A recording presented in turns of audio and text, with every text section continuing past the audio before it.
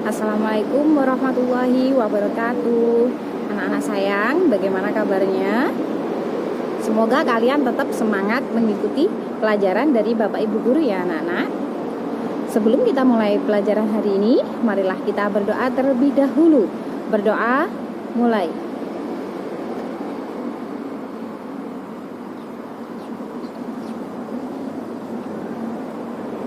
Berdoa selesai. Pada pertemuan kali ini, Bu Dinda akan menjelaskan kepada anak-anak, yakni bab mengenai tayamum dan mandi besar. Tolong, yang kemarin belum mengumpulkan tugas praktek wudhu, segera dikumpulkan ya anak-anak. Kita mulai pelajaran hari ini.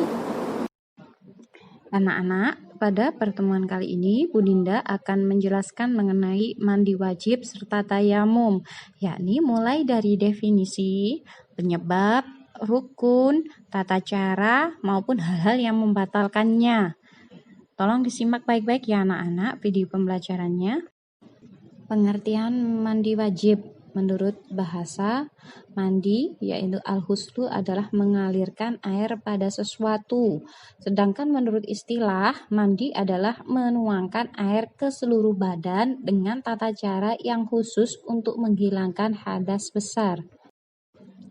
Hal-hal yang menyebabkan mandi.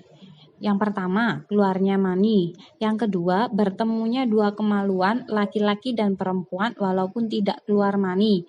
Yang ketiga, ketika berhentinya darah haid dan nifas. Ini bagi yang perempuan ya anak-anak. Terus yang keempat, melahirkan. Yang kelima, karena kematian kecuali mati syahid. Rukun mandi ini dibedakan menjadi dua. Yang pertama, niat mandi dalam hati, yaitu untuk menghilangkan hadas besar. Sedangkan yang kedua, yakni mengguyur seluruh badan dengan air, yaitu mengenai rambut dan kulit, walaupun hanya 1 kali siraman. Sedangkan sunnah mandi ada 5, yakni yang pertama membaca basmalah, yang kedua berwudu sebelum mandi, yang ketiga menggosok-gosok seluruh badan dengan tangan, yang keempat mendahulukan yang kanan atau bagian tubuh bagian kanan, kemudian yang kelima berturut-turut. Tata cara mandi pada wanita, yakni yang pertama untuk mandi wajib karena junub. Rasulullah bersabda, jangan kamu buka, cukuplah kamu mengguyur air pada kepalamu 3 kali, kemudian guyurlah yang lainnya dengan air, maka kamu telah suci. Sedangkan khusus mandi setelah haid dan nifas ditambahkan hal-hal sebagai berikut, yakni yang pertama menggunakan sabun dan pembersih lainnya beserta air. Yang kedua, melepas kepangan rambut sehingga air sampai ke pangkal rambut, ini bagi rambut yang dikepang. Yang ketiga, disunahkan membawa kapas atau potongan kain untuk mengusap tempat keluarnya darah guna menghilangkan sisa-sisanya. Selain itu, disunahkan mengusap bekas darah pada kemaluan setelah mandi dengan minyak mix atau parfum lainnya. Jadi ini bagi yang perempuan yang selesai haid dan nifas, harus diperhatikan beberapa hal yang telah dijelaskan Bu Dinda tadi. Selanjutnya kita akan membahas mengenai tayamum ya anak-anak, yakni mengenai definisi, alat, syarat tayamum, tata cara tayamum, dan yang terakhir hal-hal yang membatalkan tayamum.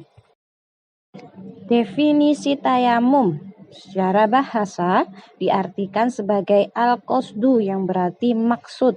Sedangkan tayamum menurut istilah dalam syariat ialah sebuah peribadatan kepada Allah berupa mengusap wajah dan kedua tangan dengan menggunakan so'id atau permukaan bumi yang bersih.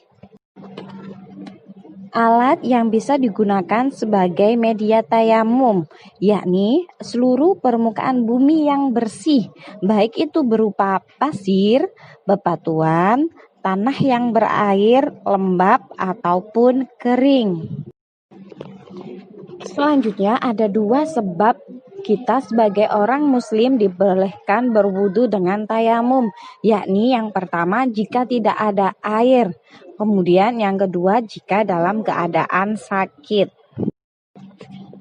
Adapun syarat-syarat tayamum, yang pertama sudah masuk waktu sholat, yang kedua sudah berusaha mencari air namun tidak menemukan air atau jumlah air terbatas, yang ketiga adanya tanah suci dan berdebu, kemudian yang terakhir niat untuk menghilangkan najis. Yang diwajibkan dalam bertayamum atau fardu tayamum. Yang pertama niat, yakni kita meniatkan bahwa kita bertayamum untuk menghilangkan hadas kecil karena Allah Subhanahu wa taala. Kemudian yang kedua mengusap bagian muka, dan yang terakhir mengusap kedua tangan sampai siku.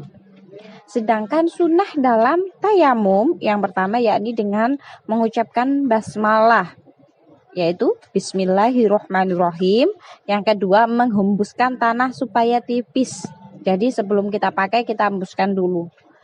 Kemudian dan yang terakhir yaitu doa seperti berwudu, seperti yang tadi Bu Dinda jelaskan, yakni dengan niat. Bila tidak bisa dalam bahasa Arab, bisa dengan bahasa Indonesia. Saya niat bertayamum untuk menghilangkan hadas kecil karena Allah Subhanahu wa taala. Pembahasan kita yang terakhir ya anak-anak, yakni hal-hal yang membatalkan tayamum. Yang pertama, segala sesuatu yang membatalkan wudhu, itu termasuk juga membatalkan tayamum. Yang kedua, telah ditemukannya air bagi orang yang bertayamum karena ketidakadanya air. Yang ketiga, telah adanya kemampuan menggunakan air. Kemudian yang terakhir, orang yang sudah sembuh atau sudah tidak sakit lagi, maka dia diharuskan untuk berwudu bukan dengan bertayamum. Pelajaran hari ini bab mengenai taharah sudah selesai ya anak-anak, dalam 3 kali pertemuan dan 3 video pembelajaran. Kemarin video pembelajaran yang pertama Bu Dinda menjelaskan mengenai pengertian taharah, macam-macam najis dan hadas. Video pembelajaran yang kedua Bu Dinda menjelaskan mengenai wudu, praktek wudu, dan video pembelajaran terakhir yakni hari ini. Untuk tugas anak-anak, tolong nanti anak-anak kerjakan tugas di buku paket ya. Di buku paket bab toharoh ada 10 soal pilihan ganda dan 5 soal uraian. Tolong dikerjakan di buku tulis, nanti difoto kemudian dikumpulkan ke Bu Dinda. Bila ada yang masih belum mengerti mengenai bab toharoh, bisa langsung ditanyakan kepada Bu Dinda ya anak-anak. Bu Dinda akhiri. Assalamualaikum warahmatullahi wabarakatuh.